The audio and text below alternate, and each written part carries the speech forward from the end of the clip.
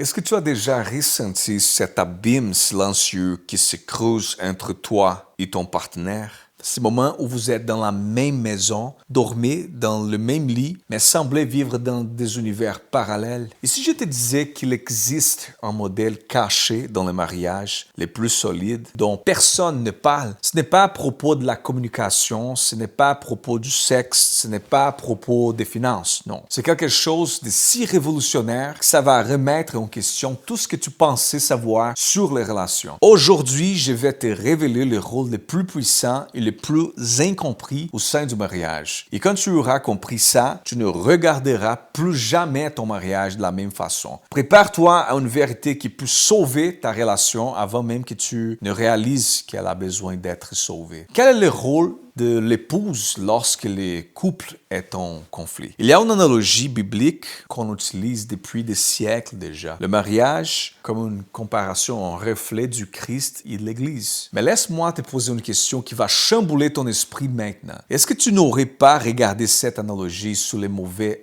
angles tout ce temps? Beaucoup de gens imaginent ça, que le mariage c'est comme une pyramide. Dieu au sommet, puis le mari, puis la femme, comme s'il était l'intermédiaire entre Dieu et l'épouse. C'est un mensonge si dévastateur qu'il détruit silencieusement des milliers de mariages. La vérité, toi et ton épouse, vous deux avez une ligne directe à Dieu, un canal exclusif et personnel avec lui. Et ça change absolument tout. Mon frère, ton épouse voit des choses auxquelles tu es complètement aveugle. Ce n'est pas par hasard que lorsqu'Adam était seul au paradis, Dieu a dit, il n'est pas bon que l'homme soit seul. Il ne s'agissait pas de compagnie, il s'agissait de complétude. Ton épouse possède un radar émotionnel qui capte des signaux qui n'apparaissent même pas sur l'écran de ton radar. Les femmes qui me regardent maintenant savent exactement de quoi je parle. Est-ce que tu sens quand quelque chose ne va pas dans ton mariage des mois avant que ton mari ne s'en rende compte? C'est presque comme un super pouvoir.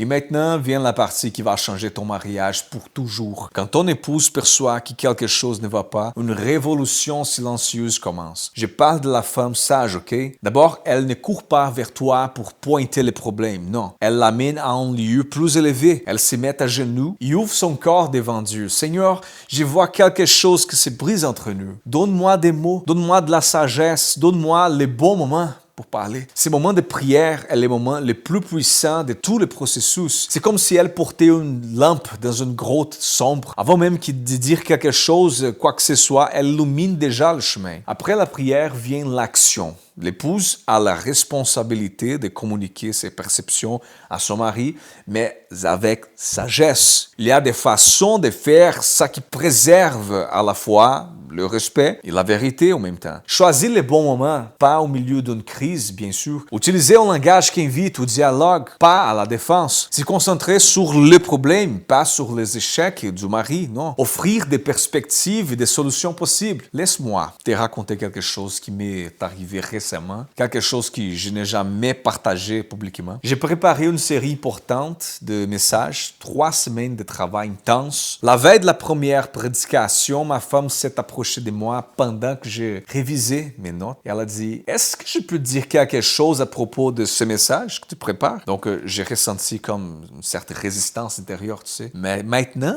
après tout ce travail, chérie, elle a alors dit, je pense que ce message manque de corps. Il y a trop de théories. La prédication devrait transformer les gens, pas seulement informer les gens. Mais ma première impulsion, justifier, présenter mon point de vue, ma défense, au pire encore, ignorer ma femme. Mais cette nuit-là, je suis resté éveillé à réfléchir. J'ai réalisé qu'elle avait absolument raison. J'ai réécrit une grande partie du message, incluant des histoires personnelles que je n'avais jamais partagées. Le résultat, c'était l'un des sermons les plus puissants de ma vie. Et tout ça parce que j'ai eu l'humilité d'écouter cette perspective que seule elle pouvait me donner. Mon ami, le rôle de l'épouse dans les conflits n'est pas de se taire pour maintenir la paix, non. Ce n'est pas non plus de prendre le règne parce que de toute façon, il ne changera jamais. C'est d'être cette voix prophétique, cette autre paire des yeux qui voit ce que tu ne peux pas voir.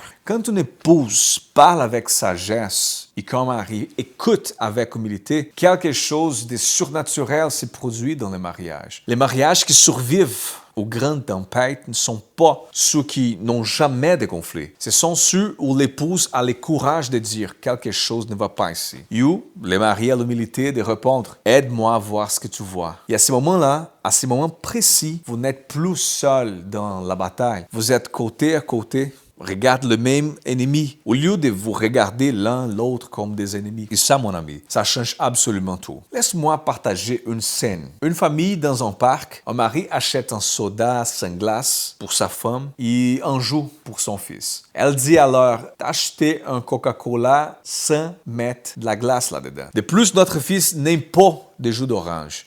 Quand elle mentionne ça, qu'il a acheté des mauvais articles, il s'y fâche, s'éloigne et s'assoit loin d'eux. Vraiment Bouddha. Qu'est-ce qui se passe ici?